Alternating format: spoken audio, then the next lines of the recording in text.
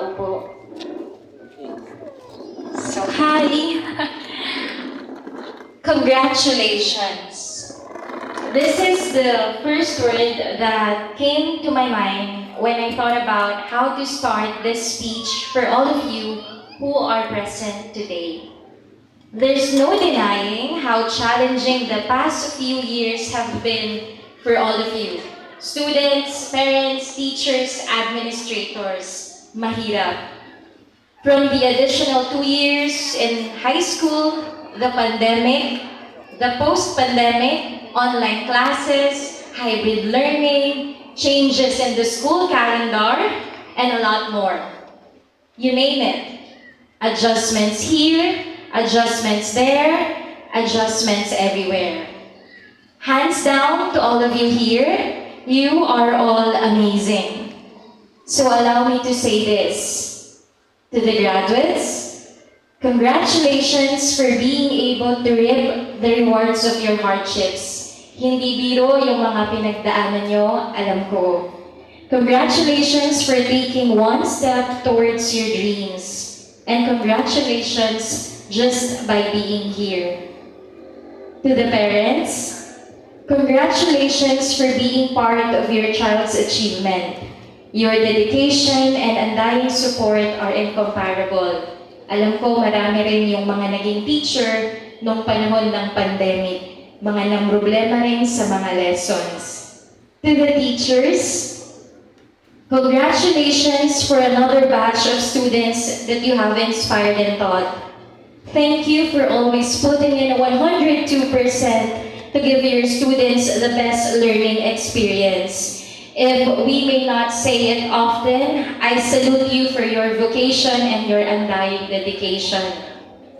And to Maccim Royal Academy Incorporated administrators, Sir Jojo, Madam Mara, Madam Orbe, congratulations for another year of providing quality education to your students. Even if we all know that it's been a tough journey this past few years, especially during the time of pandemic, thank you for not giving up. Thank you for doing all your best for Maccim Royal Academy Incorporated to still produce graduates. I just want to say that you are making significant contribution to the society. Once again, congratulations to all of you. How about a round of applause for everyone? Congratulations. Probably the most heard word for today. I'm just wondering, have you had the chance to count how many times you have received that message? If not, bright idea, try to count it once you post your graduation pictures. Sa Facebook pa lang, ang dami nang magko-congrats. But come to think of it, has anyone ever asked us how we're feeling at the moment? As cliche as it may sound, graduation is both an end and a beginning. May masaya, may malungkot. I wonder how that feels for you. So I thought of asking, how are you feeling today? Wow. Feeling happy? Feeling sad? Feeling worried? Feeling excited? Feeling just okay? Saks lang? Feeling proud? Feeling nostalgic? Feeling relieved? Yes, wala ng pasok. Yes, wala ng projects. Yes, hindi nagigising ng maaga. I wanted to ask this question for all of you because you have experienced a lot of changes in your way of studying this past few years. Alam niyo ba na kaya alam ko kasi meron din akong pinsan na high school at meron akong mga kaibigan at tita na teachers din. So naririnig ko yung mga stress and everything in between. That's why when I learned about this year's theme, K-12 graduates molded through a resilient educational foundation, I couldn't agree more. You were able to survive the adjustments for senior high school, the pandemic, the new normal, modules, performance tests, what else? It wasn't easy, but you are all here today. You were able to make it, so you deserve a big hug. Pwede mo rin sabihin sa katabi mo ngayon na, I am proud of you. If wala ka namang katabi at mag-isa ka, pwede mo rin namang sabihin sa sarili mo, proud of yourself. Because we need that. In times like these, we need these words of affirmation. Again, you are all amazing. Now, if you're going to ask me the same question, kumusta? Or how do I feel right now at this very moment? Kanina pa ako natiteary-eyed, kanina pa ako emotional kasi I feel a lot of emotions all at once. First, I feel happy because today is my 27th birthday. I feel happier because this is a dream come true for me. This is one of my bucket lists before I die. Oh my gosh, wag naman. I feel happiest because it's happening here in my home, Maccim Royal Academy Incorporated. I feel grateful to you, Maccim Royal Academy, for inviting me. I feel nostalgic, super. Kanina, habang kinakanta yung MRA hymn, kinanta ko rin siya, at come to think of it, 11 years ago, kabisado ko pa rin siya. Hindi ako tumingin dyan. Pwede niyong i-check yung video kung meron, kabisado ko pa rin siya. And 11 years ago, I was there. Sitting, dreaming, hoping. Gusto kong maging guest speaker. Magiging guest speaker din ako. One day, I will be sharing stories with the graduates. Sinabi ko talaga yun sa sarili ko 11 years ago pag may nagsasalita dito sa harapan. Pero alam nyo, alam ko lang yung gusto ko, pero hindi ko alam kung paano ko yung gagawin. Baka may kagaya rin ako sa inyo na may gustong gawin, may gustong maranasan, pero hindi alam kung paano maisa sa katuparan. Or baka naman, merong mga alam ang dapat gawin, pero alam din na hindi magiging madali or may katagalan ng kaunti. Pero nandito ako ngayon, gusto kong sabihin sa inyo, ano man yung pinapangarap nyo, ano man yung nasa isip nyo ngayon, lahat yan posible. Ay, makanyan naman yung course mo, alang madagdag king lagyo mo. In Tagalog, bakit ganyan naman ang course mo? Walang madadagdag sa pangalan mo. These are my classmates' words to me when we were in 4th year high school. By the way, he's my batchmate and he's an architect now. I admit, this is true. Mass communication is my course. Hindi ako certified public accountant, doktor, engineer, architect, lawyer, regional director, CEO. Pero maganda ako, di ba? Ay, bakit ba naman ay, parang hindi mo na naniniwala. Thank you po, Mada. So, kidding aside, so what if I don't have these letters or titles? This is my dream course. But seriously, I had this thought. These people or these titles are the usual guest speakers that I've seen. If I do not have these titles, how can I make my dream come true? Sabi ko nga, kukunin ba ako ni Madam Orbe o kaya ni Sir Jojo? Just like you, when you start school, you have this thought, how to overcome the first day, the first week, the first month. You have these thoughts, how to manage my sanity, be mentally healthy in trying times, how to continue learning if everything around us is unsure, especially during pandemic days. But we are all here today despite everything. Yay! Maybe because we believe in our dreams. There are people who believe in us. That's why we are strong. That's why we are resilient. resilient, strong, matibay, matatag. How would you know if something is resilient or strong? If it's a building, it wouldn't be easily damaged. It can overcome typhoons, earthquakes, and calamities. How would you know if a relationship is strong? If it has been years, but love and respect are still there. You've seen them grow together and still choose each other to stay with each other and keep the love the same as it was. Sana all. How about knowing if someone or somebody is resilient or strong? Hindi madaling sumuko. Tuloy pa rin ang laban kahit pagod na. Magpapahinga pero tuloy pa rin. Anumang pagsubok, haharapin. But how to be strong? How to be resilient? Do we have the formula? I think one of the ways to be strong is through your foundation, your roots, your family, your friends, yourself, your education. The people who believe in you will play a big role in making your dream come true. Your circle. Hey, I'm Sarah. I was an academic achiever. Narinig natin kay Sir. Ever since I started school, I have been one of the top students. Valedictorian ng elementary, high school, cum laude ng college, cum laude ng master's degree.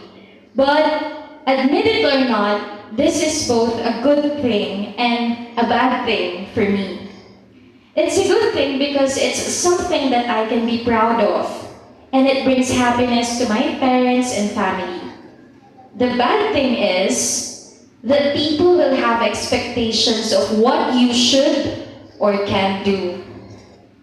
When I graduated from high school here in Maccim Royal Academy Incorporated, I also felt this pressure. I felt pressured in choosing the course and choosing the school because I wanted to make the people who believe in me proud. I don't want to disappoint them. But I loved myself more, so I took AB Communication. But you know what? When I was in college, I became an irregular student. From being a top student to an irregular student. But I didn't fail any subjects, hindi ako bumagsak. I just decided to transfer here in Pampanga because my true love was in Pampanga back then. Actually, #follow your heart ako nung panahon na yun. Seriously, I thought that was it. The end of my dream. That I would graduate late, that I would be left behind by my batchmates. And the pressure is there. Batch valedictorian, pero late mag-graduate. When I transferred, I saw that my mom and dad were a bit saddened because they were expecting me to receive an award. But my aunt, Ma'am Lo, supported me with my decision to transfer school. Buti na lang, Maccim yan ako. I didn't stop there. I did what I could to graduate on time. I decided not to have a birthday celebration when I was 18 and instead enrolled for summer classes.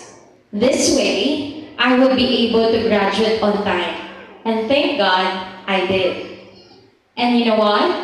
I graduated cum laude because I did not stop. Thank you, Lord, again. And do you remember my friend who mentioned not having something after my name when I graduated? Akala niya.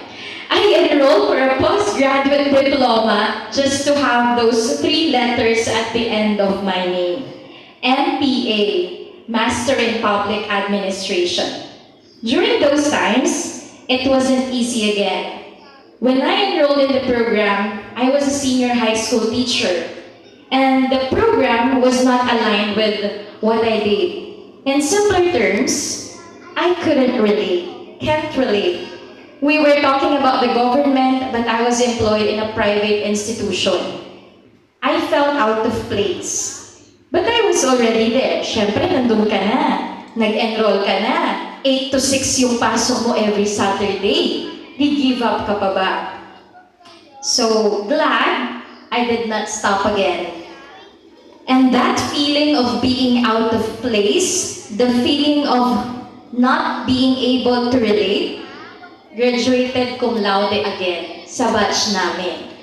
Kala nila, Maccim yan kaya ako.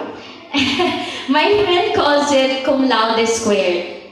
And again, this achievement made me feel proud of myself that I could actually do it. That was the time na na-realize ko na, pwede pala. Kaya ko pala talagang makipagsabayan sa mga ibang estudyante. But on the other hand, I felt that pressure again. I had these academic achievements, but I was barely surviving with my salary. #real talk. I realized that life is not just all about academic achievements. Hindi dahil valedictorian ka, cum laude ka, hindi ka mahihirapang mag-apply ng trabaho. Minsan nga, mas nauuna pang ma-hire yung mga hindi graduates. Naranasan ko yun that time. But of course, as I was saying, we are Maccimians.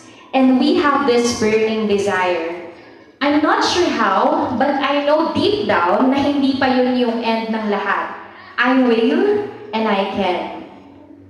So, after that job, I resigned as a teacher. #malakas ang loob pero hindi sure. I took a risk. This was in 2020.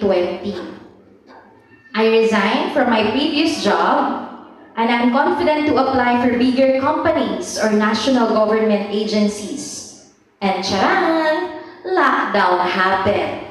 Imagine kung gaano kalungkot yung lakas ng loob mong magpa-interview, tapos bigla walang lalabas ng bahay. Paano? I didn't have anything but 3 months worth of salary savings. Knowing the days of pandemic, it was difficult to survive. No jobs were available, and if there were, they were risky. I felt the pressure.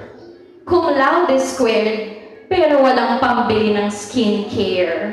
Aray. Seriously, I was so sad at that time. It was during my quarter life phase. I wasn't sure what to do, not sure what I even wanted. That was the time when I started to doubt myself. I had a lot of job applications, hundreds, both online, government agencies, private institutions, but I was rejected multiple times. It was indeed painful, and it lowered my self-confidence. Kung nakikita nyo lang yung picture ko noon, hindi ako ganun kaganda ngayon. But what was my motivation back then? Funny, but ito siguro ang kailangan para maging inspiring akong guest speaker. Seriously, these were the words that kept me going. But you know what? Hindi pa nila alam nila madam to. It was also during that time that MRAI helped me believe in myself or led me to the path where I am now, just like the old times. Ivy Jewel is Sir Jojo's daughter, so at the time, since we don't have much to do and everyone was at home, we thought of promoting our alma mater. Kasi nakikita namin noon na wala masyadong nag-enroll. Halos lahat nag-stop. I mean, it was a hard time to promote private schools because there was no face-to-face learning. May module naman, tapos delikado pa sa labas, yun yung sasabihin nila. But we knew and we believe that MRAI provides a quality education. So we thought of doing social media campaigns to market the school. Kaya nagkaroon ng post sa Facebook ng Maccim. Kasi we know the activities are good. and gusto naming malaman yun ng iba. We posted testimonials from the school graduates and made posts on the Facebook page. I was just coming from a place of help at that time, but little did I know, that experience led me to what I do now. When I didn't know which path to take, MRAI's help provided me with answers, just like the old times. I took AB Communication because it was Teacher Irish Makapinlak Bakani, my first year English teacher here, who discovered that I had this voice. I am hosting events right now, but you know what? It was MRAI who first believed in me hosting student night. It was Ate Jamie Garcia. Hindi rin po ako talented sumayaw, pero sa Maccim, naging dance troupe ako at choreographer. But more than this, during the times that I wasn't a regular student, MRAI never made me feel less. Ramdam ko pa rin kung paano ako ka-welcome sa school dahil naiimbitahan pa rin ako kapag may mga okasyon or may mga events. Noong panahon na barely breathing lang din ako sa sahod ko, kinukuha pa rin nila akong judge sa mga events. This might just be a simple event invitation for some, but for me, this means a lot. That feeling when you're about to doubt yourself, but here's your alma mater, continuously rooting for you, believing in you. I have never mentioned this to Ivy, my best friend, to my former teachers, to Sir Jojo, or to Madam Orbe, but I am really grateful to MRAI. I mean it when I say MRAI is my home. After all these things, I feel like I am strong, I am resilient. Despite the hardships, I did not stop. I think this is because I had a good foundation. My education here in MRAI is one. And for me, this is the definition of resilient education, matatag na edukasyon. Even if you have already graduated from that institution, it will still help you in life, it will still guide you in your decisions. When I was like you, I didn't know everything that we do in school will actually help me in life. Noong panahon kaya namin, 9 projects every grading period. Yung creativity namin, ubus na. 40 kami magkakaklase, paano namin maiiba yung sa amin? Papagawan kami ng miniature ng mall, restaurant. Yung hindi naman ako magaling sa mga ganun, pero ganun yung ginagawa namin. That time, hindi ko naiintindihan. Imagine, magpe-perform kami ng play, madalas on the spot. Kung ano yung mga activities na talagang nasusubok, yung mga reasons namin or mga neurons namin, marami. Whether sa loob or sa labas ng classroom. Sabi ko nga, nag-aaral ka na, nakikipag-contest ka pa, may mga school activities pa. Tapos maglilid ka pa ng morning exercise. Sasali ka pa ng iba't ibang extracurricular activities. Pero alam nyo, natutunan ko na kahit ganun pala karami, kaya naman palang mag-aral ng masaya. At nagagamit ko yun hanggang ngayon. Soft skills, creativity, time management, and the way you handle things so that you won't feel overwhelmed. Paniwalaan niyo po, sa mga kasamahan ko sa trabaho, kapag marami ng ginagawa, nagre-resign sila. Ang sinasabi ng boss ko sa akin, bakit parang ikaw kaya mo pa? Hindi nila alam, basic lang sa Maccim yung 9 projects, kayang pagsabay-sabayin. Yes, these are the things that a resilient education will give us, but it's more than this. Yes, we have learned a lot of concepts and ideas. Yes, we have gained skills through our education, but we got to know ourselves better. Resilient education is not just about the concepts, the skills, but it is about how you discovered yourself, what you want, and believe that you can do it no matter what. And this is not just because of the books, not just the activities. It's about the people who contribute to our education that makes it strong, effective, and transformational.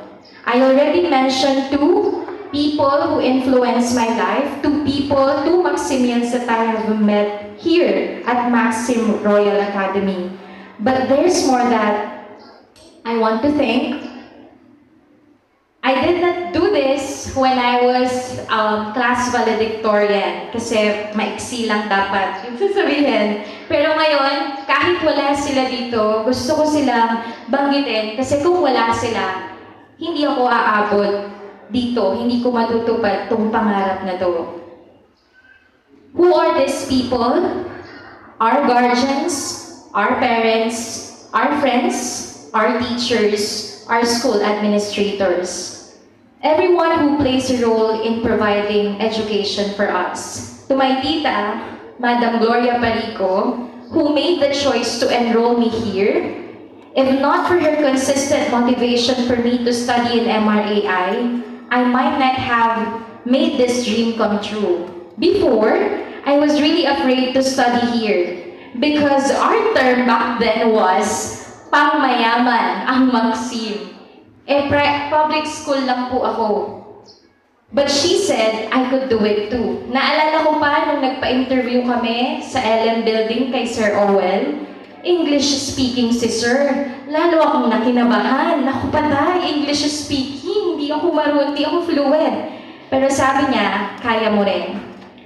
To my advisors here in MRAI, Sir Roland, Sir Gary, Teacher Shirley, and Teacher Tina.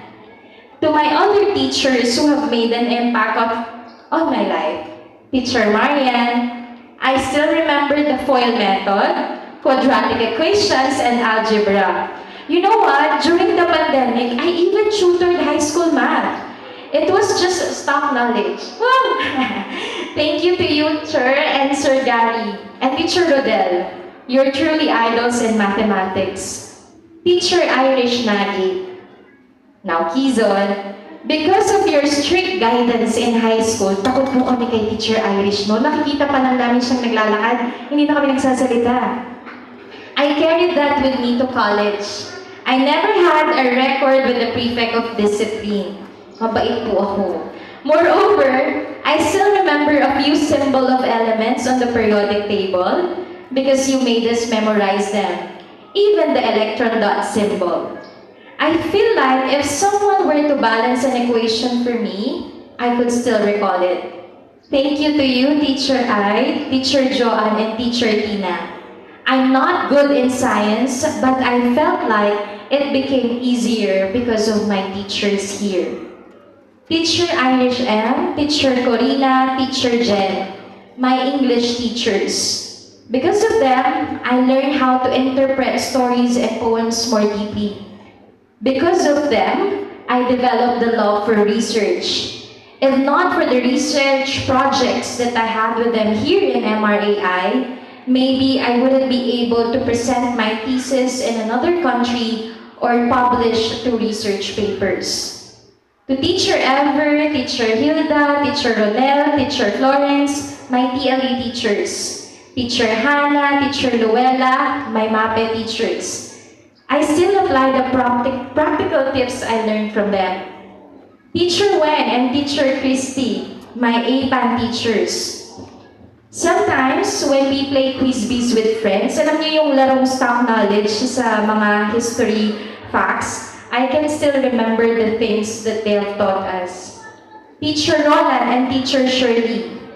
Both of them are great storytellers of Ibong Adarna, Florante at Laura, Noli at Elfili. Kaya nung pinanood ko yung Maria Clara at Ibarra sa GMA 7, tanda ko pa yung mga characters.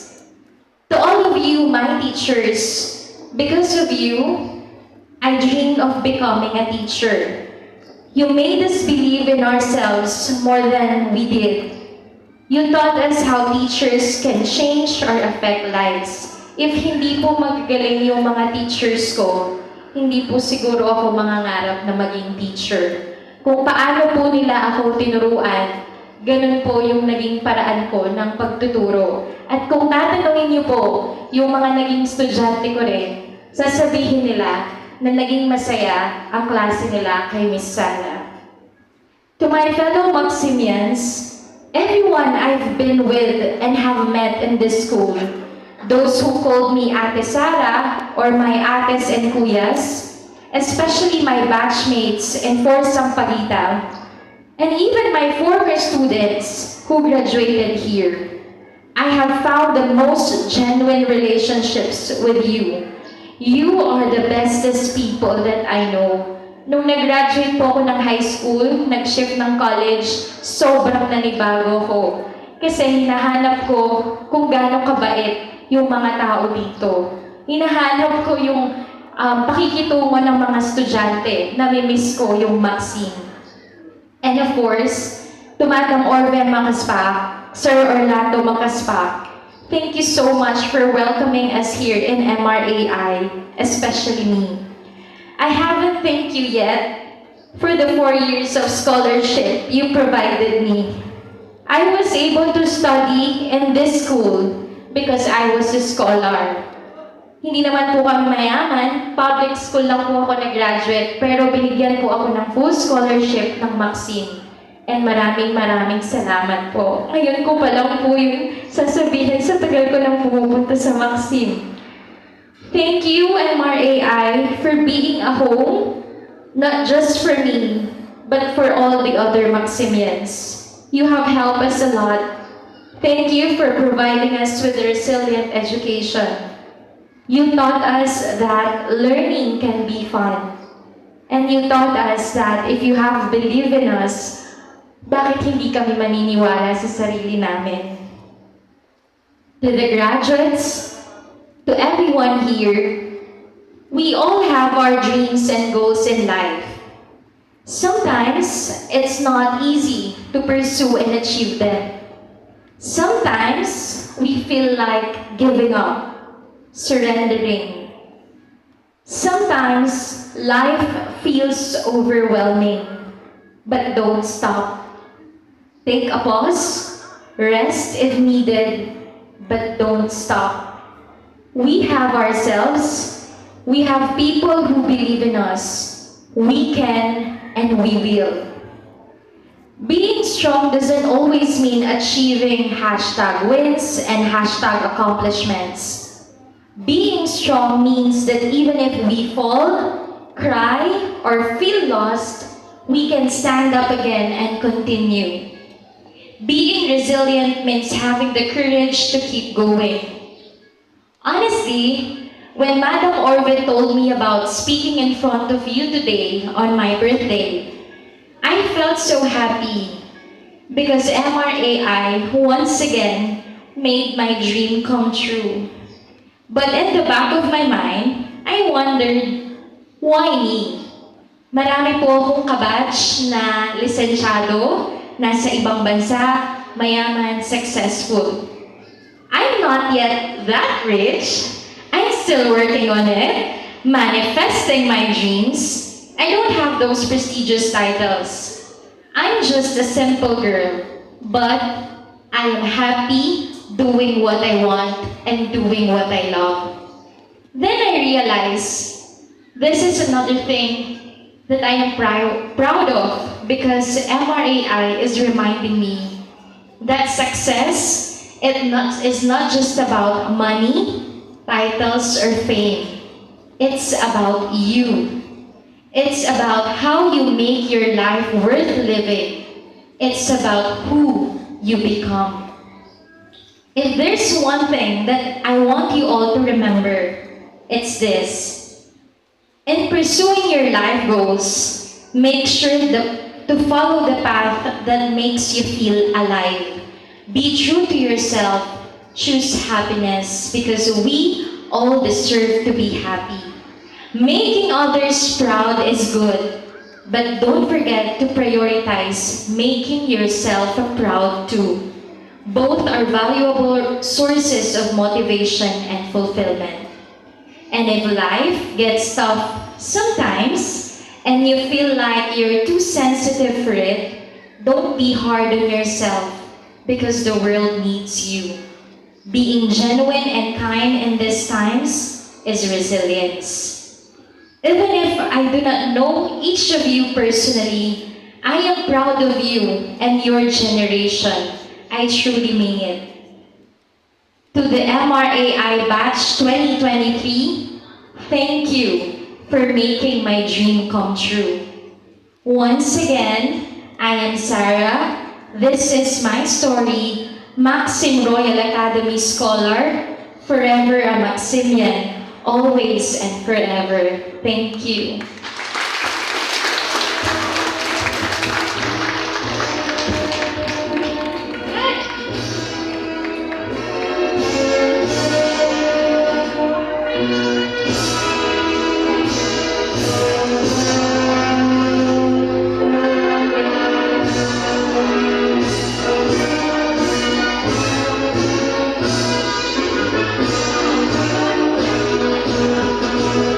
Thank you for your words of inspiration, Miss Sarah. Despite the limitations